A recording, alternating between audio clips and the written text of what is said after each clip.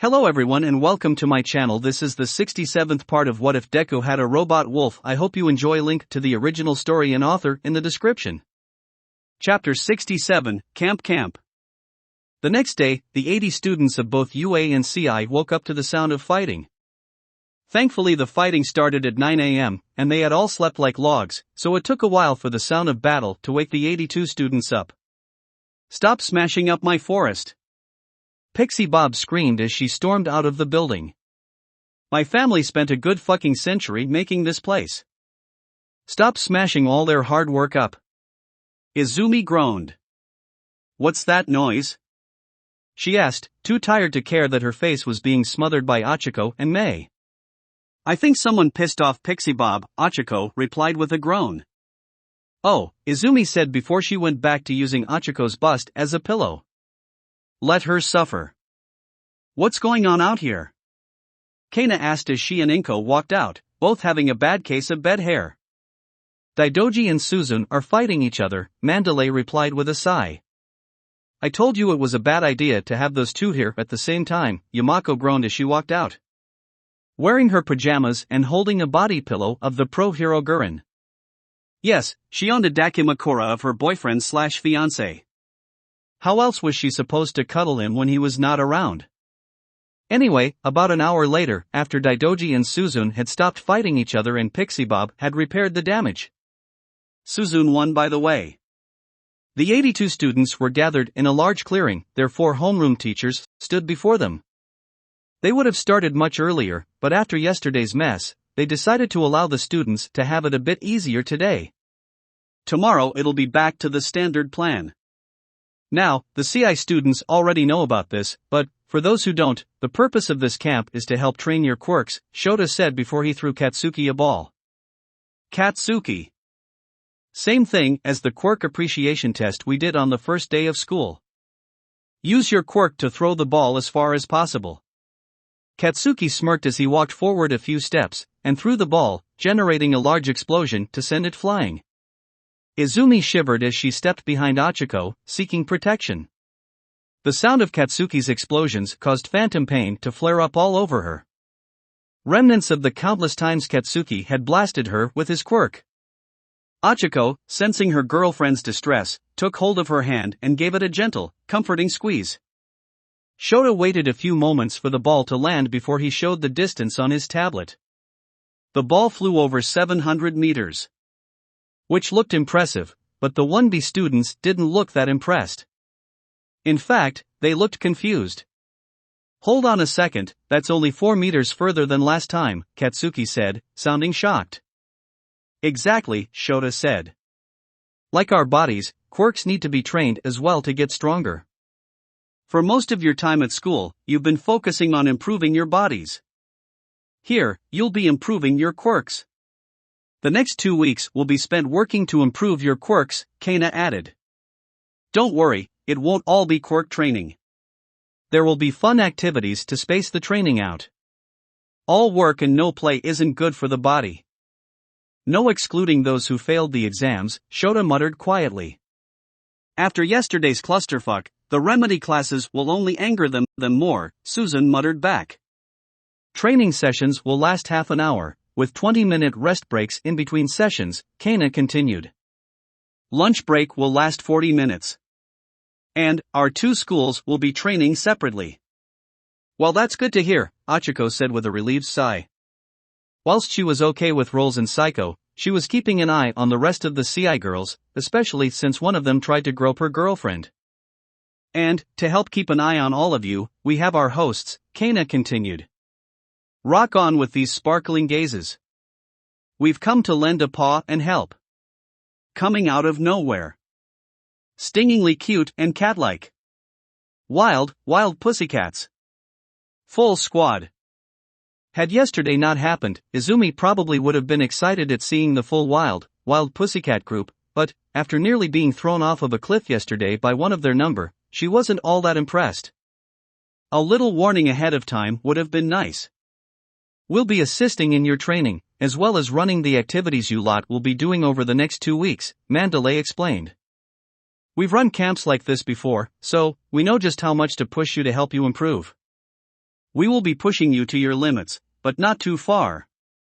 Push too hard, and you'll only break. We're starting a bit later today, just so you lot can ease into the training, Pixie Bob said, getting a few glares sent her way. So don't get used to it. Tomorrow you will be getting up later. I'll be keeping an eye on all of you, Ragdoll said in a non-creepy way, eyes wide as a cat's. Anyone with strength-enhancing quirks will be training against me. Tiger added. Izumi let out a relieved sigh. She could deal with training from Tiger. A member of the top 10, on the other hand, she could not. Hopefully, she doesn't have to fight her one-on-one. She would not survive something like that. Hell, she wouldn't survive a fight against All Might, not when she can only use 12% of one for all. Even with the other quirks thrown in. Well, time to get to work. Everyone was working hard to improve their quirks. Momo and Rikido were eating a lot of food, Momo to increase her quirk's efficacy and reduce the time needed to create objects, and Rikido to increase the augmented physical strength his quirk granted. Nito was copying everyone's quirks to improve his time with them. Mina was constantly producing acid in order to increase her skin's durability.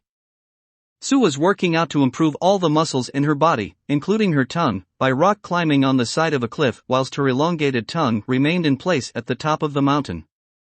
Tenya was engaging in hardcore, long-distance running to increase his leg strength and stamina to run faster for more extended periods.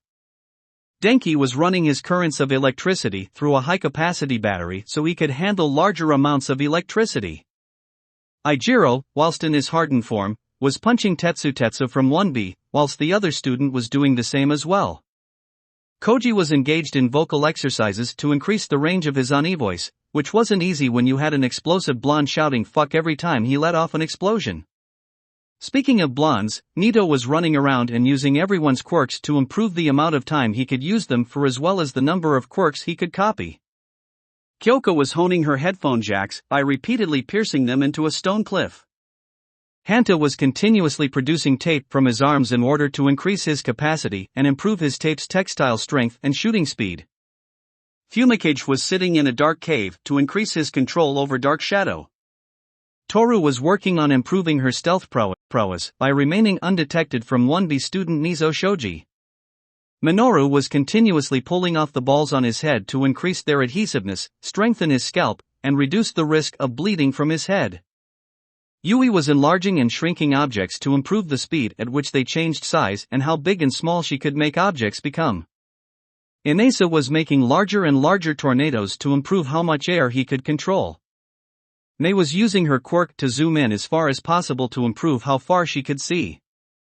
Chihiro was focusing on laying large fields of mines to increase the number of mines she could make.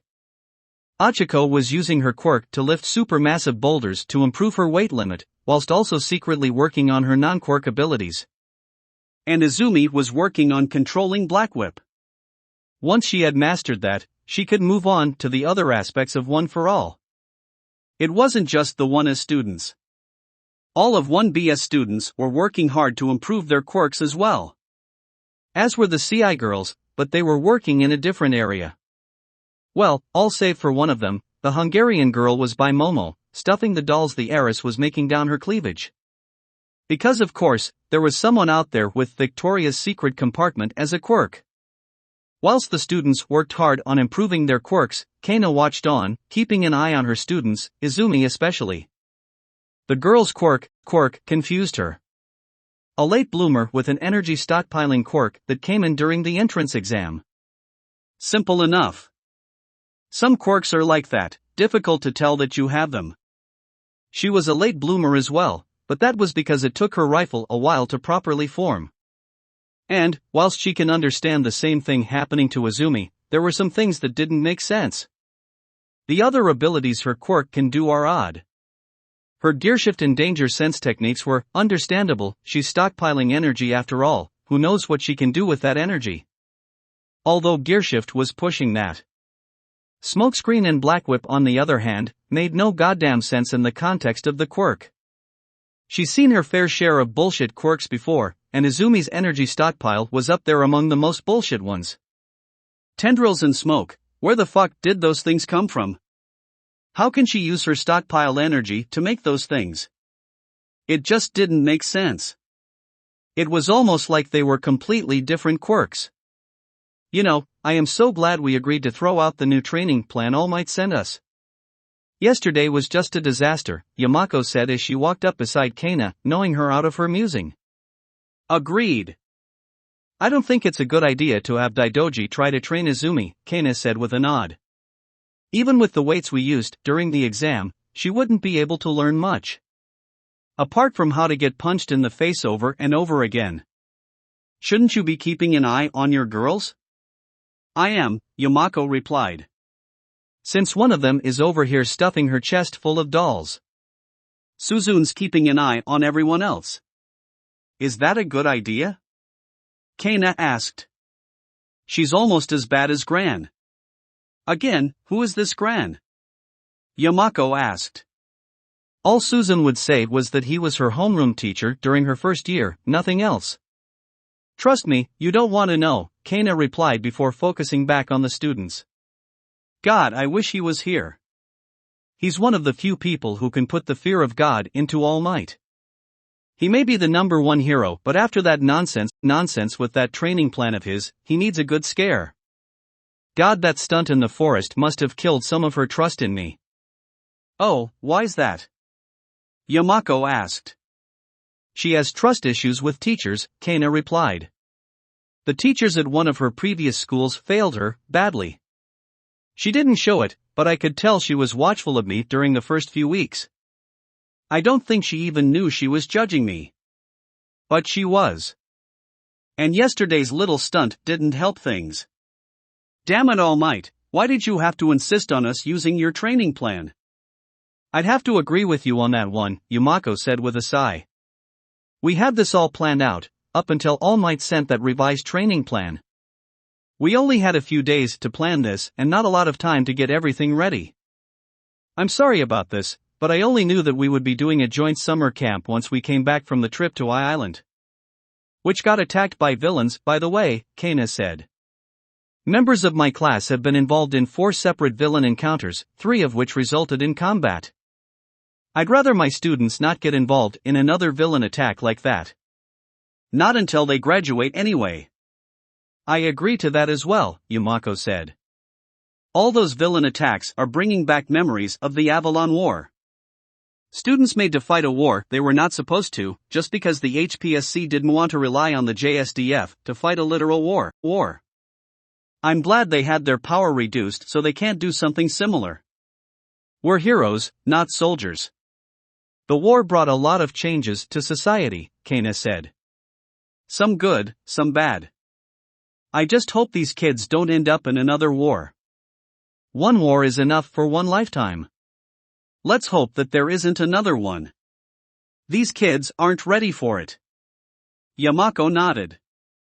The Avalon War wasn't a great time for anyone. No one benefited from it, millions died, and whilst robots got more advanced, people are now scared of them.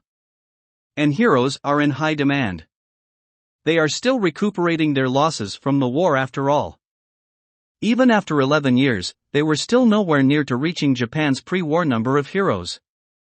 Just goes to show just how devastating the war was for the country. You can tell that All Might is still getting used to being a teacher, Kana said after a while. That training plan of his he asked us to use was bad. I noticed, Yamako said with a nod. Honestly, I'm glad we're throwing it out in favor of the old version. Why would he ask Daidoji, of all people, to train Izumi?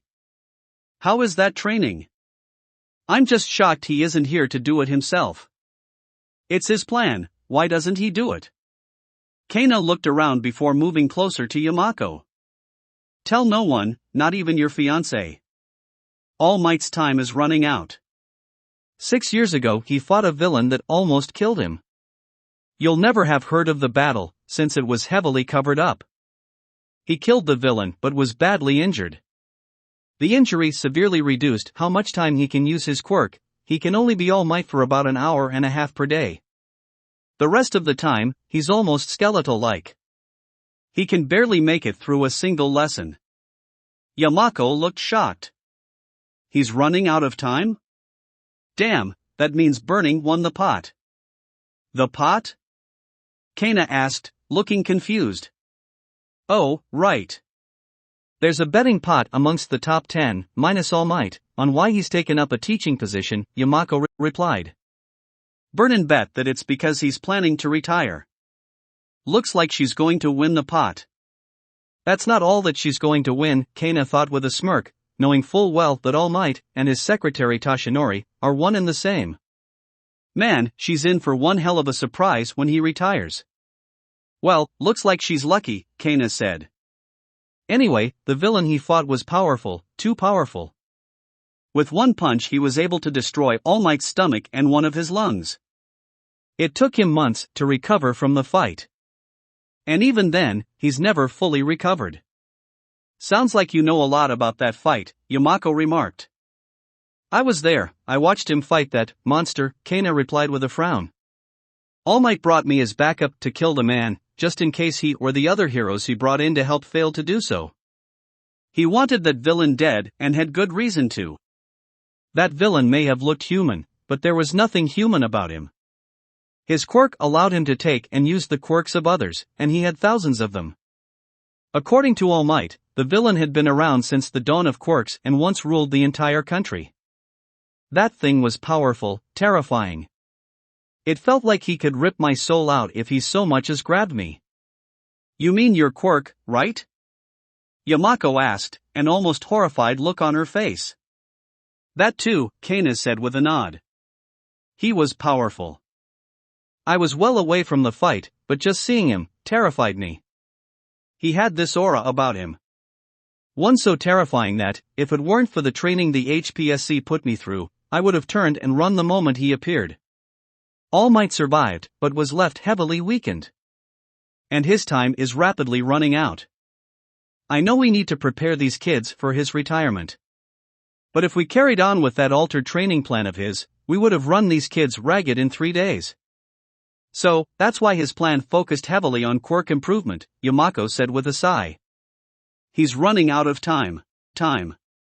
But, that doesn't explain why he's so adamant they all get stronger quickly, or why he wants us to focus on Izumi more out of all of them.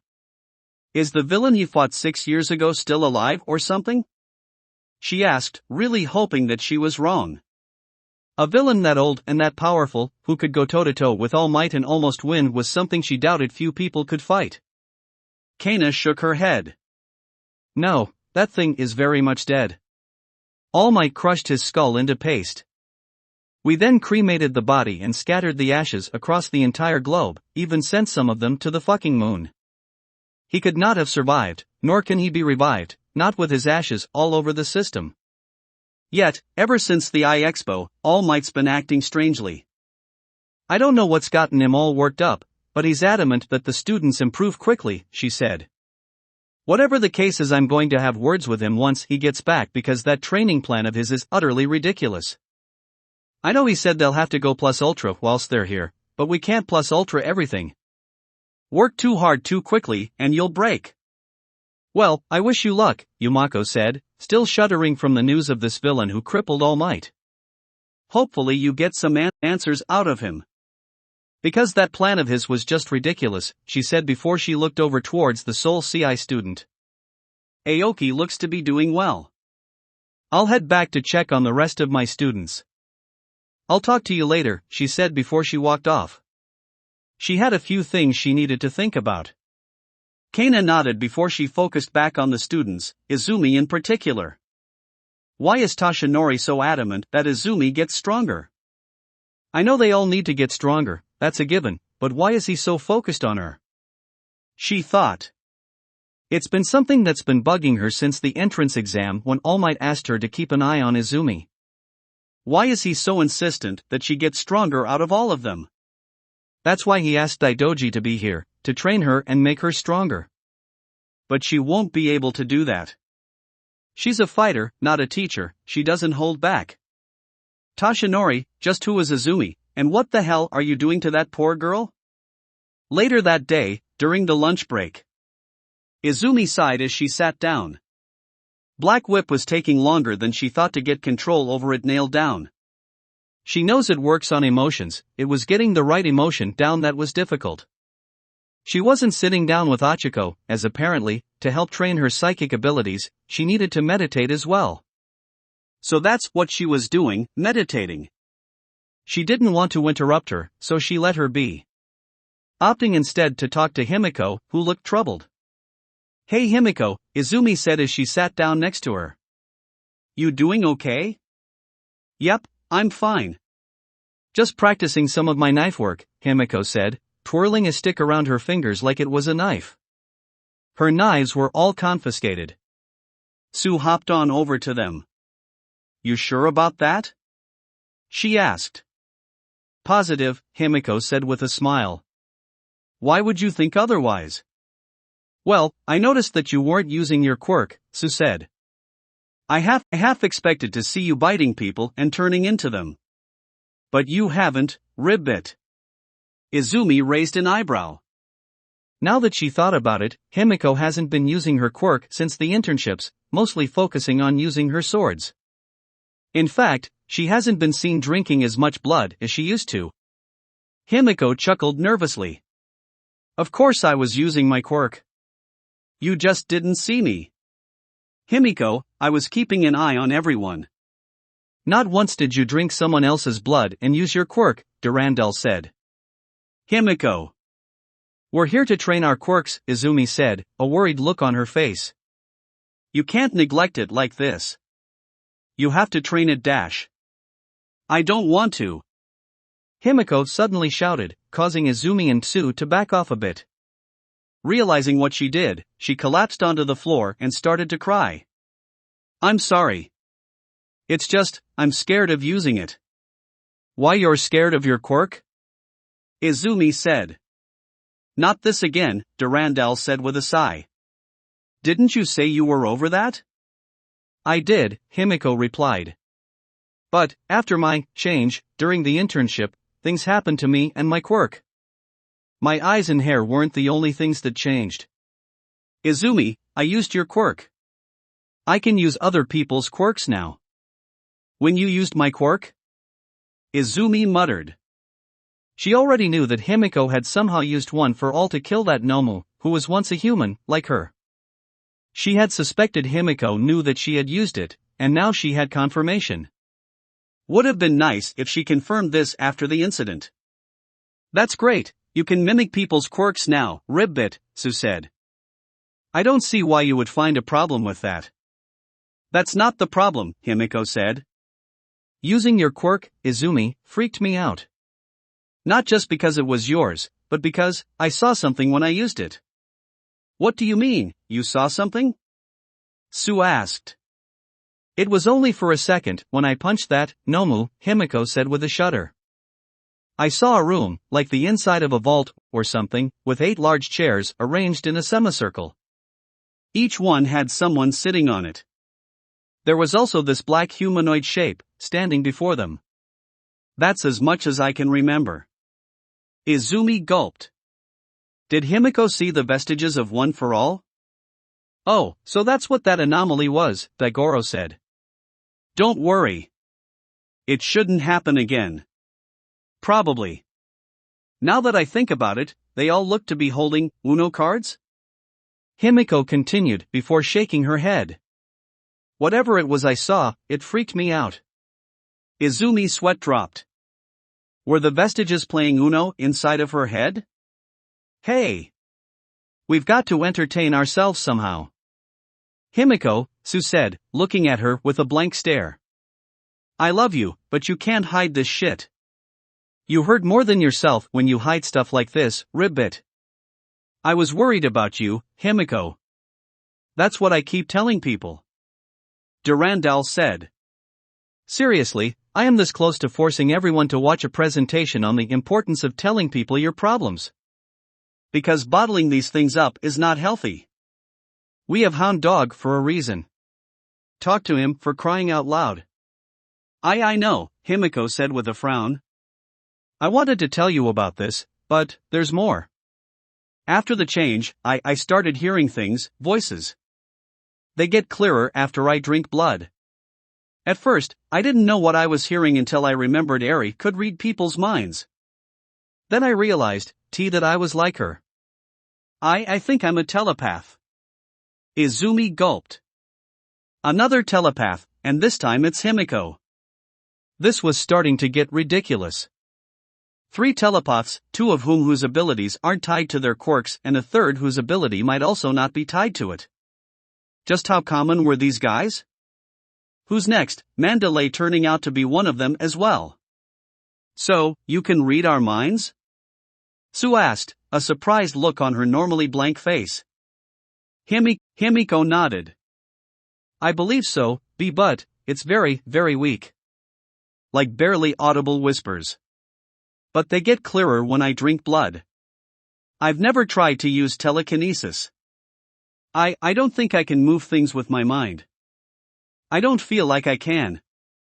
Okay, let's do this logically, Durandal said. Himiko, I know you might not want to talk about them, but who are your parents and what are their quirks? My mother had a minor cat mutation, just cat ears and eyes, Himiko said. And my father could change his eye color.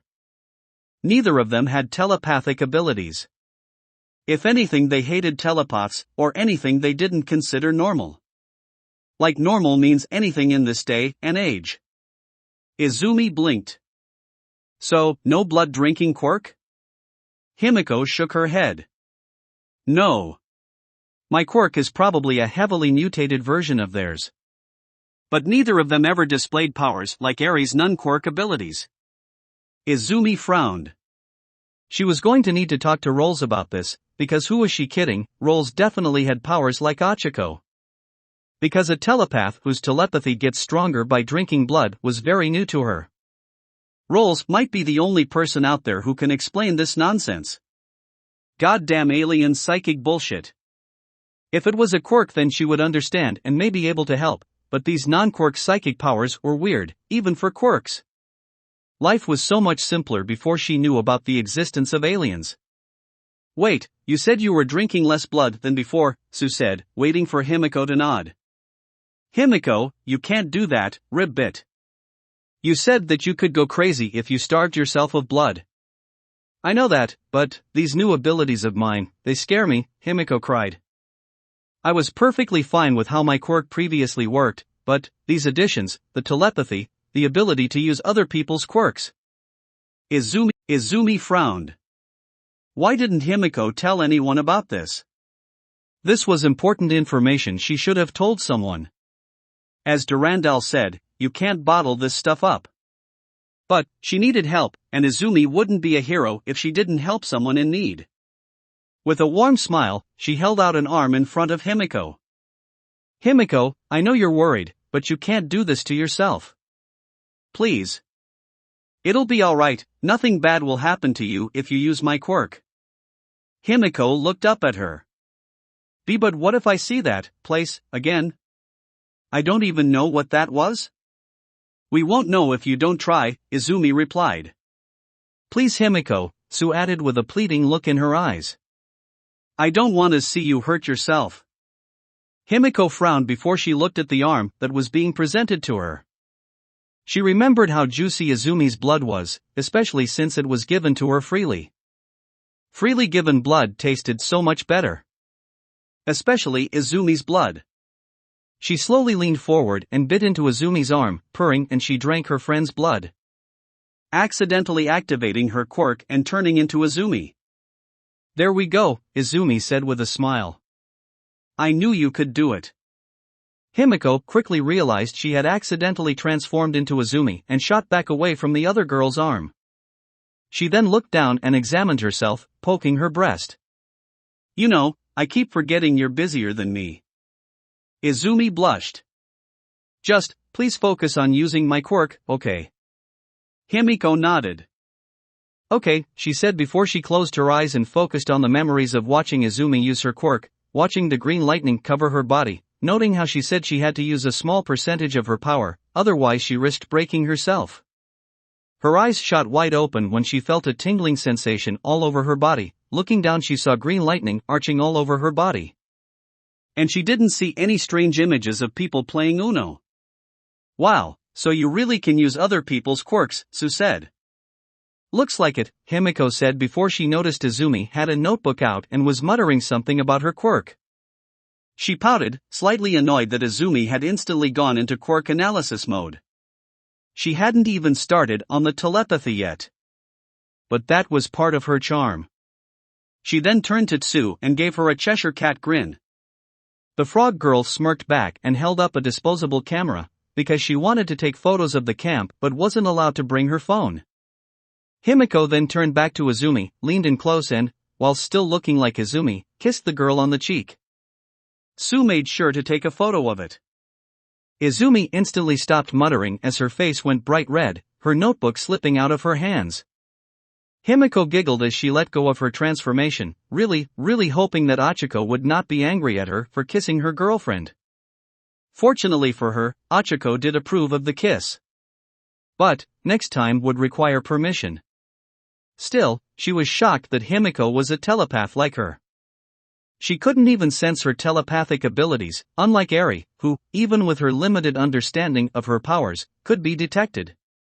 Even now, after Himiko had drunk blood, she could not sense any form of telepathic ability from the girl.